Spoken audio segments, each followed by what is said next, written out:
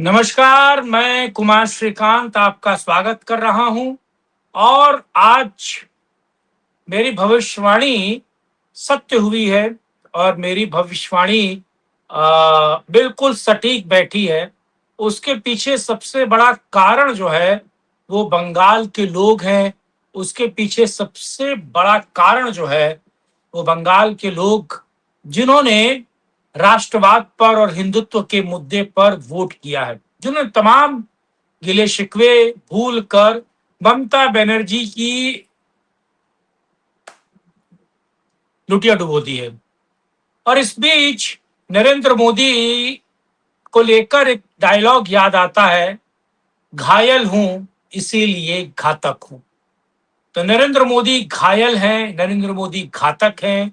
और ये जो नरेंद्र मोदी है 2024 4 जून के बाद का ये जो नरेंद्र मोदी है, ये जो देश के प्रधानमंत्री यशस्वी नरेंद्र मोदी है, ये वाकई घायल भी हैं और घातक भी हैं। धुरंधर फिल्म का ये डायलॉग आपको याद होगा। और जिस तरीके से एक राज्य के बाद एक राज्य, यानी कि किलिंग मशीन की तरह या फिर ऐसे ज्वाइंट किलर की तरह नरेंद्र मोदी एक के बाद एक राज्य जीत रहे हैं, वो अपने आप में बहुत कुछ कहता है। जरा आज इसे समझने की कोशिश करते हैं। आप लोगों से अनुरोध है कि वीडियो को अंत तक देखिए, वीडियो को लाइक शेयर, चैनल को सब्सक्राइब करें और यूपी न्यूज लाइव 87 जो यूट्यूब चैनल है मेरा, आप जरूर उसे सब्सक्राइब करें। आप जरूर अपनी पहुंच, अपना आशीर्वाद वहां तक पहुंचाएं। सबसे पहले जरा मैं आपको एक वीडियो दिखाता हूं। दरअसल आज बीजेपी के ऑफिस में मैं था और नरेंद्र मोदी के आने से पहले मैं वहां से चला गया था, लेकिन नितिन नवीन जो बीजेपी के प्रेसिडेंट हैं, उन्होंने एक बात कही, जरा इसको सोचिए और इसको देखिए भी जरा। मित्रों, आज 4 जून का दिन है, नतीजे आए हैं और ये नतीजे 4 मई का दिन है और नतीजे आए हैं। लेकिन मैं 4 जून 2024 को भी आपको याद कराना चाहता हूं। जनता के मन में हमारे नेतृत्वकर्ता को जो समर्थन और जो विश्वास दिया था, उसमें कहीं ना कहीं उनके मन में एक कसक रह गई थी। और आज जब 4 मई को, यानी कि 4 मई को जो नरेंद्र मोदी को एक ऐसा प्रचंड बहुमत मिला है बंगाल में, 4 मई ममता गई, ये मैंने कहा था।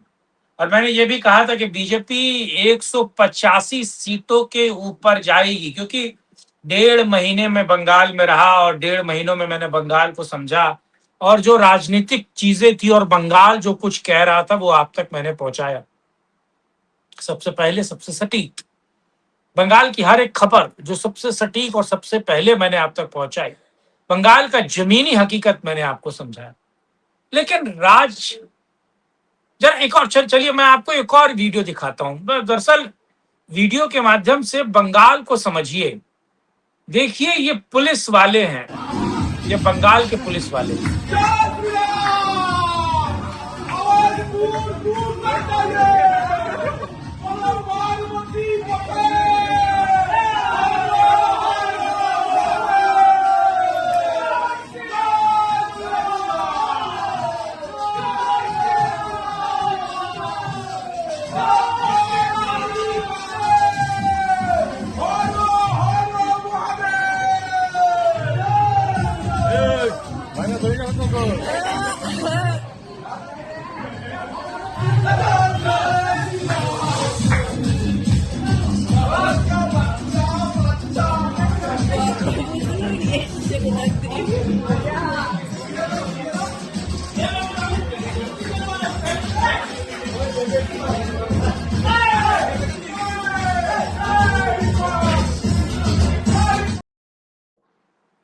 बंगाल पुलिस है, ये जय श्री राम का घोष कर रही है, हर हर महादेव का नारा लगा रही है और अपनी बात बहुत बेहतर तरीके से। दरअसल ये बीजेपी की जीत नहीं है, दरअसल ये सकुचाए दमित शोषित बंगाल के लोगों की ये जीत है, जिसमें ये पुलिस वाले भी हैं। पुलिस वाले कितने परेशान होंगे सोचिए। 15 साल क्योंकि उनको नौकरी भी करनी है, अपनी जान भी बचानी है, बाल बच्चे भी पालने हैं और ममता के उस तुगलकी शासन में भी बचे रहना है। सबसे महत्वपूर्ण क्या है कि ममता के उस तुगलकी शासन में बचे रहना सबसे ज्यादा महत्वपूर्ण है। इसीलिए आज जब बीजेपी का शासन आया है तो इन पुलिस वालों ने किस तरीके से इसे एंजॉय किया है और किस तरीके से क्लियर कट बताया है कि राष्ट्रवाद की, हिंदुत्व की लहर जो प्रखर है। और ये प्रखर क्यों है? दरअसल 4 जून 2024 को मैं बीजेपी के उस कार्यालय में मौजूद था। दरअसल मैं नरेंद्र मोदी का वो उतरा हुआ चेहरा देख रहा था। दरअसल एनडीए के कारण बीजेपी को पूर्ण बहुमत नहीं था, 272 सीटें नहीं थी। बीजेपी जो 303 पे थी वो कैसे 240 पर आकर सिमट गई। और राजनीतिक पंडितों ने कहा कि साहब बीजेपी नरेंद्र मोदी कभी गठबंधन की सरकार नहीं चला सकते, नरेंद्र मोदी ठसक के साथ चलते हैं, नरेंद्र मोदी कभी गठबंधन को चला नहीं पाएंगे। लेकिन पिछले 2 वर्षों में, क्योंकि अब जून आने को है, मई के बाद जून ही है, दरअसल 2 वर्षों में नरेंद्र मोदी ने उस ठसक से ज्यादा राष्ट्रवादी सरकार चलाकर दिखाई है। और जिस तरीके से फैसले लिए और उसके बाद ताबड़तोड़ राज्यों को जीतकर, और नरेंद्र मोदी, मैं कहता हूं देश के एकमात्र ऐसे नेता हैं जिन्होंने अटक से कटक तक, यानी कि उत्तराखंड में गंगा निकलती है और वही गंगा उत्तराखंड से उत्तर प्रदेश और उत्तर प्रदेश के बाद बिहार, बिहार के बाद बंगाल और बंगाल के बाद गंगा सागर में जाकर मिलती है। तो जहां जहां गंगा जा रही है वहां वहां बीजेपी का शासन है। 20 राज्यों में, आप ये सोचिए, 28 में से 20 राज्यों में, पुडुचेरी में भी जीत हुई, आसाम में भी जीत हुई और बंगाल तो सर माथे 208 सीटों से भी ऊपर शुभेंदु अधिकारी ने ममता को हरा दिया। और शुभेंदु दा जो कह रहे थे वो भी, और जरा मैं उस पर भी एक वीडियो आपको दिखाऊंगा, आप लोग उसको भी देखिएगा और समझिएगा कि दरअसल ये ममता के पराभव और ममता के अंत की शुरुआत है। दरअसल ये टीएमसी के अंत की शुरुआत है। और जिस तरीके से नरेंद्र मोदी के हनुमान अमित शाह ने बंगाल में बीजेपी की जीत की गाथा लिखी है और जिस तरीके से नरेंद्र मोदी ने बंगाल में बीजेपी को जिताया, वो वाकई एक अद्भुत है, एक अदम्य है, एक अपने आप में इतना बेहतरीन क्षण है। आज आपको पता है नरेंद्र मोदी बीजेपी कार्यालय आए और उनके वस्त्र देखकर ये क्लियर था कि साहब वो बंगाली लग रहे थे। आज पूरा वो बंगाली वाली धोती, वो कुर्ता, वो गमछा, और उन्होंने बंगाल के जीत का श्रेय बंगाल के राष्ट्रवादी।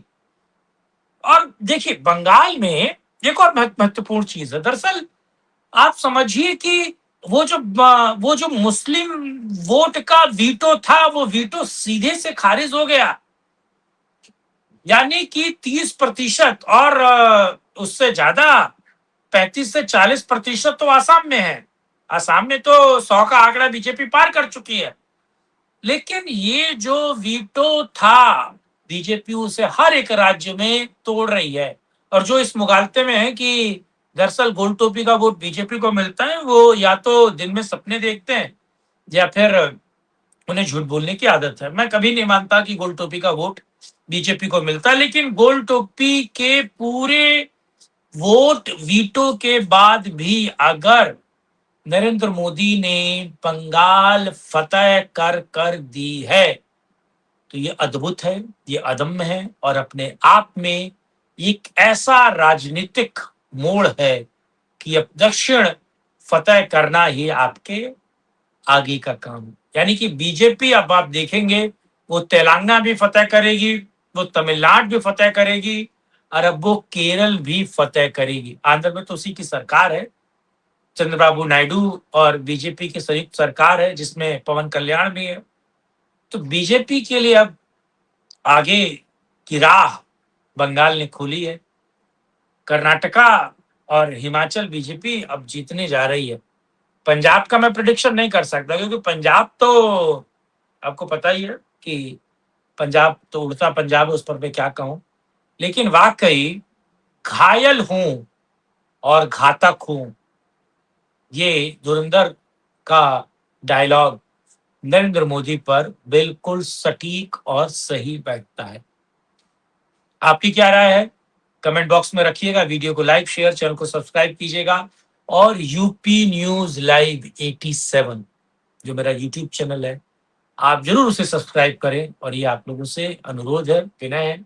लगातार ऐसी राष्ट्रवादी और निर्भीक और सच्ची और बिना लाग लपेट के बात आप तक पहुँचाता रहूँगा। तब तक के लिए जय श्री राम, हर हर महादेव।